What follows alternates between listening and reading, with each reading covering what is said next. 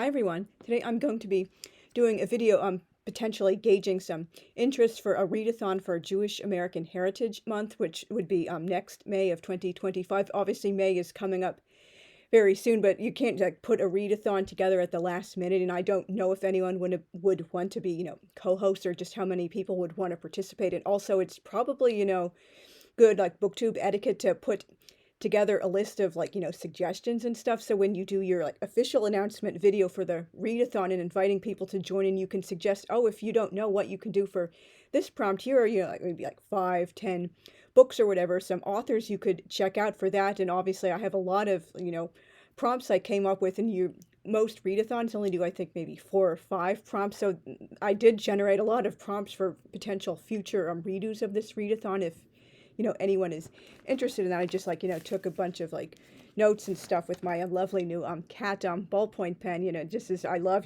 cats and animals so much. And so anyway, one of the prompts would be, and obviously this isn't saying the prompts, these all would be prompts for 2025 or whenever I decide to hold it. These could just be potential prompts, so obviously let me know down in the comments which ones you guys like most. And obviously I will keep all of these prompts in mind if there is enough potential interest to redo this readathon yearly. So one would be a book about immigrants not in the Lower East Side, or at least in other New York City neighborhoods. I know obviously the Lower East Side is famous as being a heavily Jewish neighborhood because it really was, and the New York City is still to this day the largest Jewish population in the U.S. and even in the world outside of Eretz Yisrael. But there were actually other cities people immigrated to. The Lower East Side, it was not the only immigrant port of entry, and it became an immigrant port of entry fairly late on in U.S. history, sometime in the later 19th century. So,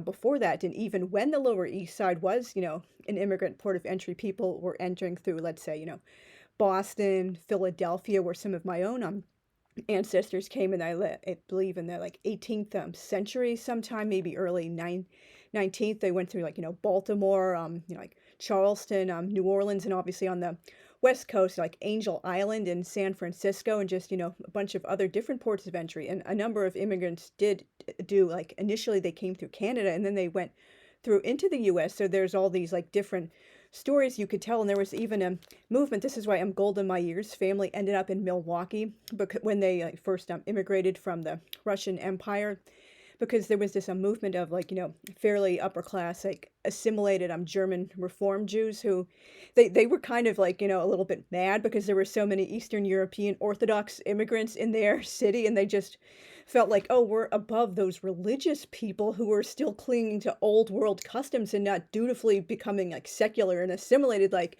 we are. So let's start an organization to move them out to lots of different cities in the U.S.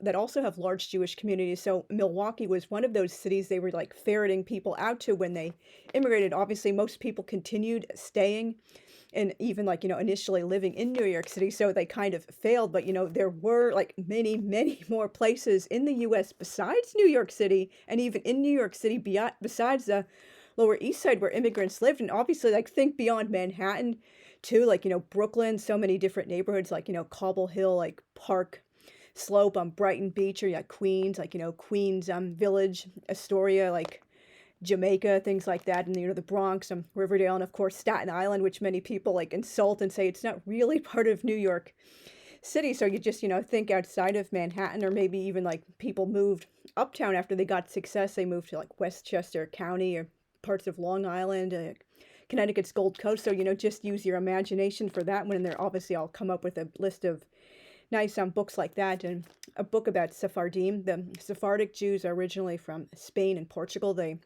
moved to different parts of Europe and eventually the Americas. Originally they were in South America and the Caribbean and stuff, and eventually they did come to North America, because this was because of obviously the Spanish Inquisition, and oh, God forbid the entire world not be Christian. So they had to kicked out all the Jews and Muslims who refused to do phony conversions, and even some people who converted for pretend under duress, and they discovered, oh, you're still secretly being Jewish, oh, we can't have that, we're gonna murder you, burn you at the stake, or you have to get out of Dodge. And so these Sephardic Jews, they moved to the Ottoman Empire, the former Yugoslavia Italy, parts of France, but many did, end up in the U.S. And until the 19th century, Sephardic Jews were the largest, Jewish population in America. And there are many, many of the all of the oldest surviving synagogues in the U.S. For example, Toro Synagogue in Newport, Rhode Island, they were started by Sephardic immigrants. And the next group arriving in the, I guess, like maybe in the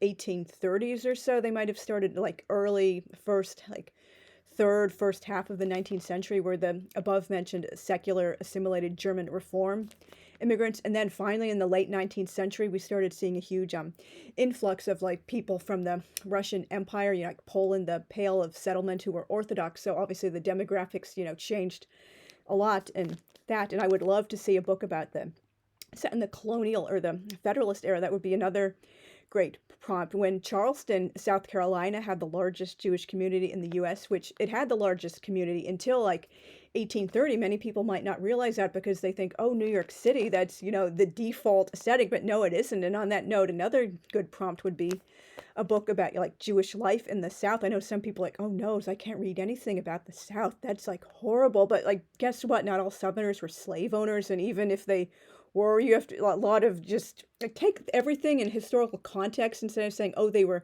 unequivocally evil. All slave owners were automatically Simon Legree. And just, well, that's a whole like rant for its whole other thing. But I definitely hate, I really don't like people say, oh, I don't want to watch any movies or read any books about the South because that would automatically be terrible. And I will rant over. I just like don't like those people. And another great prompt would be a book about immigrants who came to the U.S. from a midway immigration point, for example, like Cuba, Shanghai, or Curacao, instead of immigrating directly to the U.S. Like, for example, during World War II, very, very shamefully, the U.S. had this thing called the emergency immigration quota, which was passed in 1920. It was made even more ridiculously xenophobic, nativist, and racist, eugenics-inspired, and strict in 1924. So, like, barely any people could immigrate to the U.S. who weren't from the saintly, Central and Western Northern Europe. But if you were like from Southern Europe or Eastern Europe or no one at all from Asia, you had to just languish on the quotas for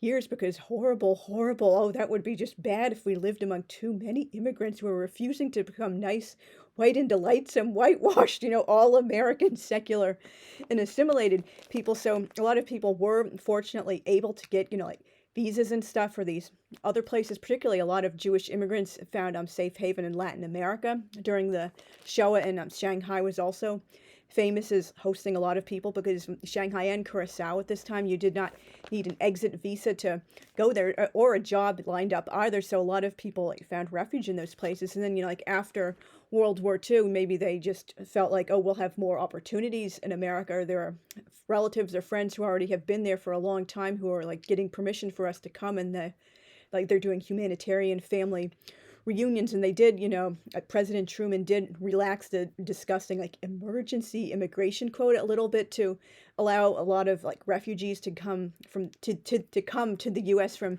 DP camps. So that would be a really interesting angle to explain. If I didn't already mention it, these can be both nonfiction and fiction books, but pretty much all of the potential group reads which I came up with in a list are nonfiction books. And before I go any further, I forgot to mention Jewish American Heritage Month. It's been officially a thing since May of 2006, but it started life as the annual Jewish Heritage Week in 1980, and it could be marked in either April or May.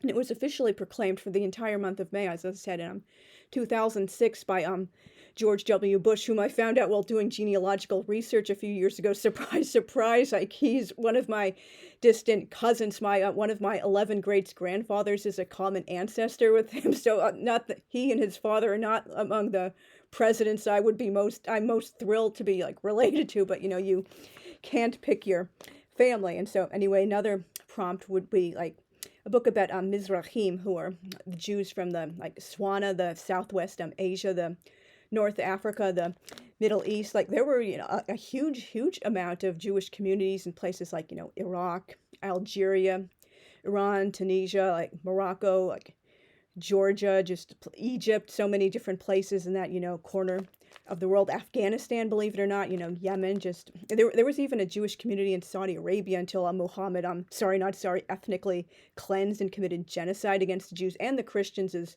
well during the Islamic conquest. I've been learning so many very, very disturbing things about that, like, chapter in history recently. I mean, many, like, anti-Semites in particular, they want to erase the existence of Mizrahim because it contradicts their narrative that we just magically appeared out of nowhere in Poland in the 18th century and have absolutely no indigenous connection to the Middle East, which is just, like, bonkers. Another good prompt would be a book about the Beta Israel, the Ethiopian Jews, which that's a really, really rich, fertile, topic. Most Ethiopian Jews now live in Israel because they were brought there because it was just, not safe to remain in Ethiopia anymore, and it hadn't been very, safe or good for the Jewish community for much of their history. But there are some, like, Beta Israel who have, like, settled in the U.S. And another Jewish community many people don't know about and anti-Semites conveniently would like to erase and pretend don't exist are the B'nai Israel, which are the Jews from India. Believe it or not, India has a long-standing Jewish community for thousands of years, and our two peoples have a very, very, nice relationship going back a very, very long time. India is pretty much one of the only, like, major world countries with no real history of anti-Semitism because our people share, such a special relationship. We have so many things in common, being an ethno-religious group, just like the Hindus are, and of course, the Jains too. They're also,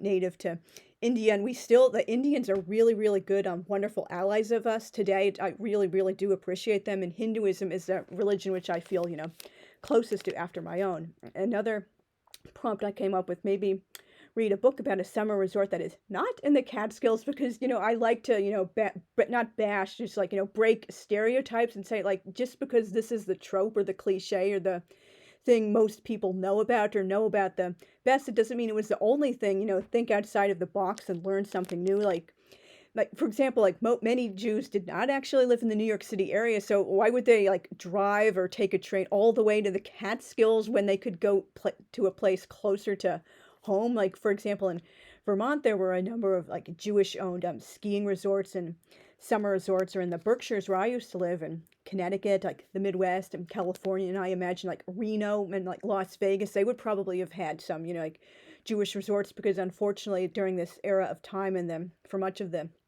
20th century, many hotels just would not allow any Jews to stay there, and so obviously our community stepped up and created our own resorts. And you can stay here. It's a nice, like, summer colony or a nice, like, skiing resort, and we'll have kosher food, and you can meet a nice Jewish boy and Jewish girl to possibly, date or marry, or just, like, meet some other Jewish friends, or it's safe to be, like, Jewish without, like, people, like, asking you to apologize for your existence, or, become secular and assimilated to prove you're a so-called real American.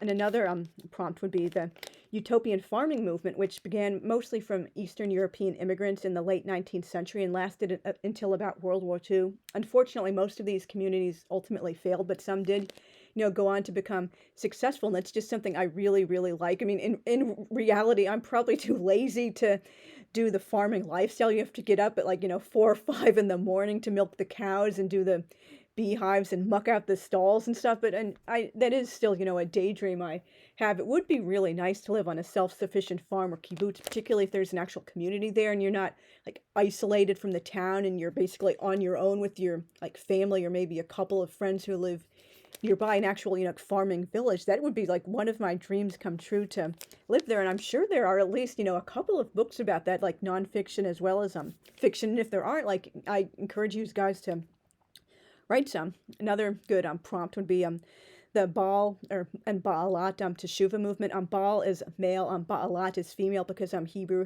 is a language with grammatical gender. And these people, they originally got started from the hippie movement. Baal Teshuvah or Baalat Teshuvah, it means, like, master of repentance. So these people started life, they weren't religious, or maybe their families were religious, but they, eventually slipped later on. And so by the time these, people became adults, they weren't religious at all themselves, and they eventually decided, oh, I want to become Orthodox. This has so much, like, beauty and specialness and meaning, and there's something in it that I wasn't getting in the, the countercultural movement. But because, the countercultural hippie movement, it did, like, spark some things in them. They brought, like, aspects of the countercultural hippie movement that were, compatible with Judaism into their new practice of orthodoxy, and like everyone has benefited for the better from it. For for example, like health food instead of like a lot of fattening food.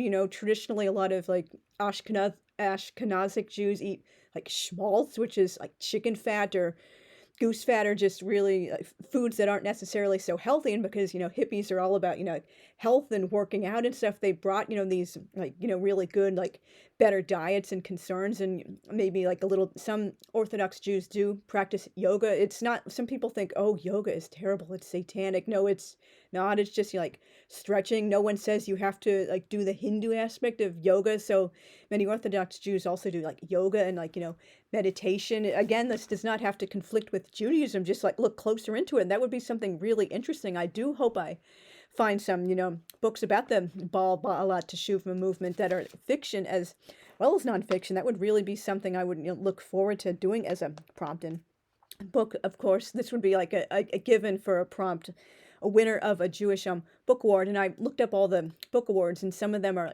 international, some are like Canadian or British or Israel. But like these were like specifically the ones I believe they're only for the U.S. So, for example, the Sidney Taylor Jewish Book Award, that's for like middle grade children's books and picture books and young adult books. This is named after Sidney Taylor. She wrote the All of a Kind family series, which is based on her real life family.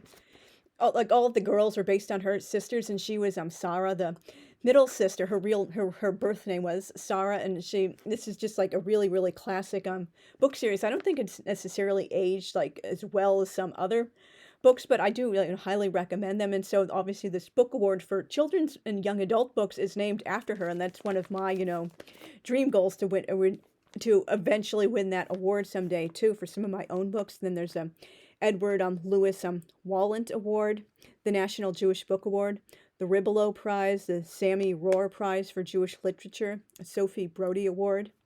And another great prompt would be read a book that was originally written in Yiddish and translated into English. The big three of Yiddish literature are Sholem Aleichem. Like, he's one of my absolute favorite writers. I would definitely put him in somewhere in my lower top 10. He did write a couple of novels, but he's mostly known for his short stories. Like particularly, you probably heard of the Tevye the Dairyman story collection, which was later translated to the Broadway in the silver screen as Fiddler on the Roof. It's one of the, they did leave a number of things out, but I think that would definitely be in like, I think the top 3 of book to screen adaptations I'm aware of that did the best job. And I also saw I think it just called Tevye from I think 1939. It was a Yiddish language film. It only focused on the sister Hava, and they also included the oldest sister Tzeitel. None of the other sisters were in that movie, and it was a lot closer to the source material. And since it was in Yiddish, they weren't afraid to have more heavily Jewish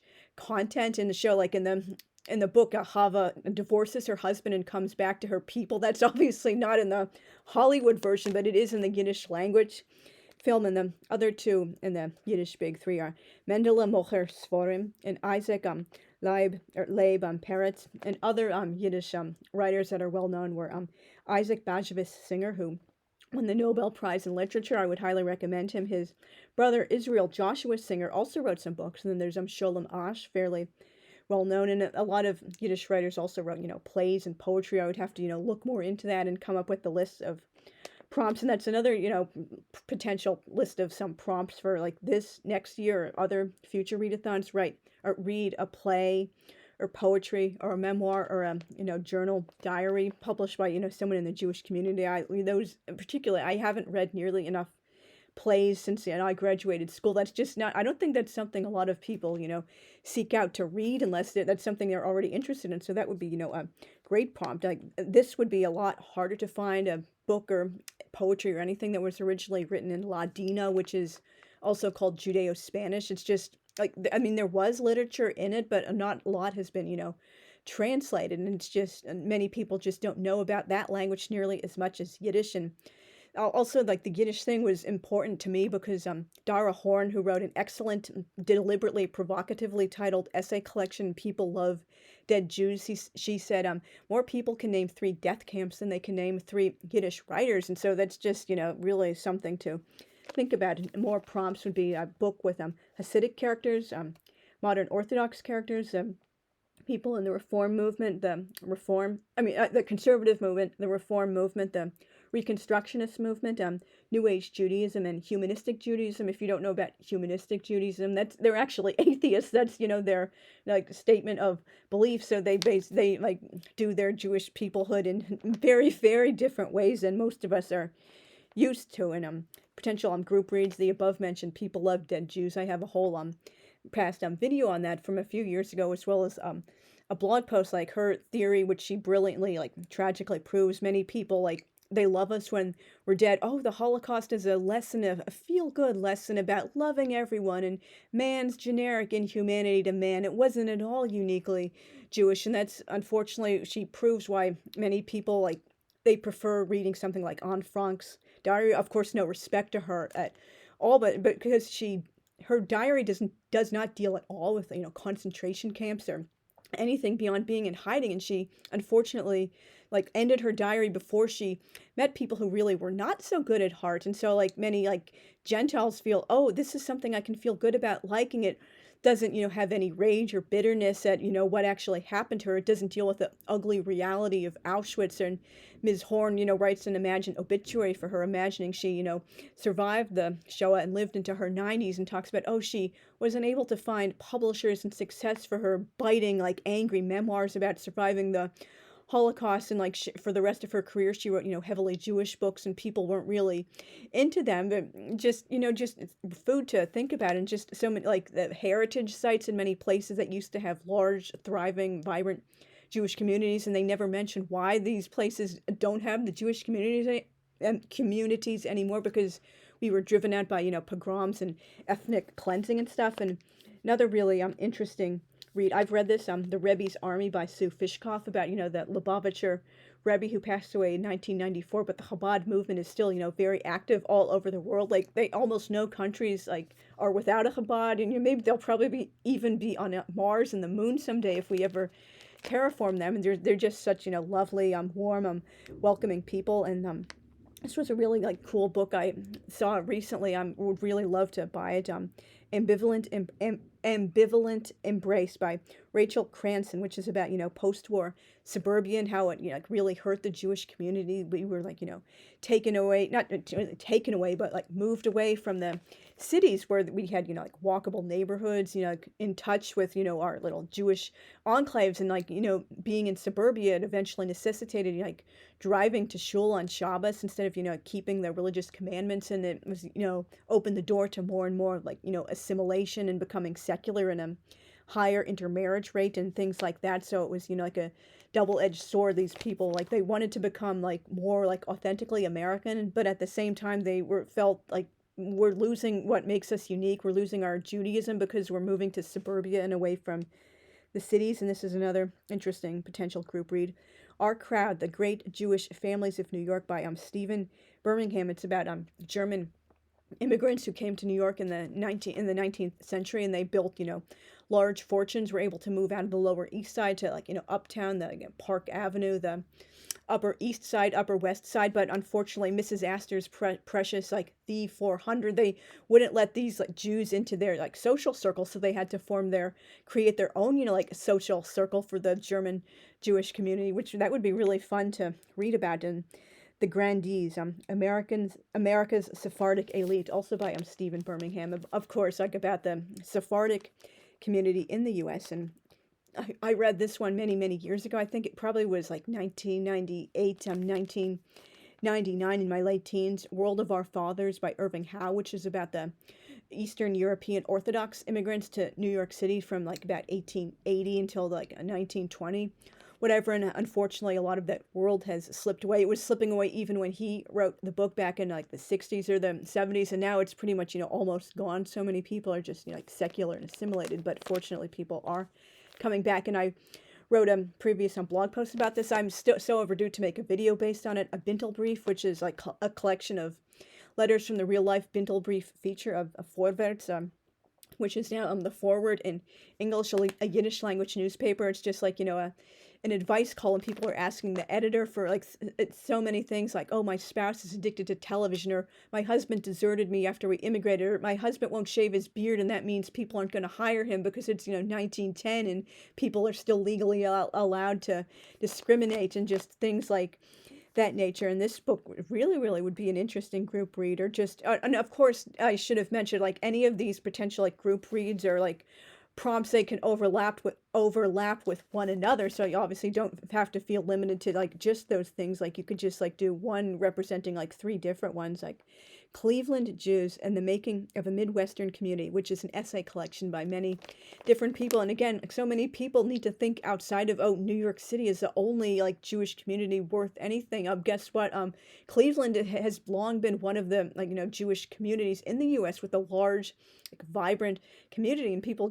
It would be great to just like learn more about it. And Anzia Jezierska, I unfortunately have never read any of her books yet. I really should. She was a Jewish writer who lived in like the New York City, and she wrote about women's lives and immigrant lives, and just like the clash between like becoming secular and like holding true to your like old beliefs and stuff like that. So just that would be just like a great thing to read. And of course, like reading a book about like reading a book by a Jewish woman, that would also be a great thing to add to the list. And so like hopefully this video hasn't been too like scatterbrained and all over the place. It's been totally unscripted, just a bunch of prompts. Like, just let me know down in the comments which of the prompts you like the most. Would you be interested in doing this next year? Obviously, it's probably like way too short on time to like prepare for like doing already in next May, but just let me know if you guys are interested, and if you're interested in being a co-host. Obviously, like, the co-host would have to be like respectful if they're not Jewish. Like, nobody who's involved in any of these like